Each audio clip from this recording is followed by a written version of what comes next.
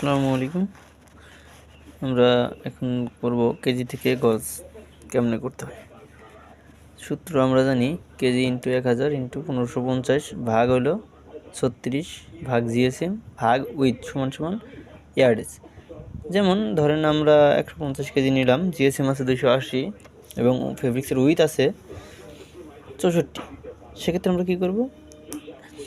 Answer হবে আপনার 150 KG গুণন 1000 গুণন 1550 ভাগ 36। আমরা জানি 1 গজ সমান সমান 36 ইঞ্চি। সেক্ষেত্রে আমরা দেবো 36 ভাগ জিএসএম ভাগ ফেব্রিক্স উইথ। সেক্ষেত্রে আমাদের অ্যান্সার আসবে 360.39 ইয়ার্ডেস। সো আমরা এখন পেলাম 150 কেজি সমান সমান 360.39 ইয়ার্ডেস।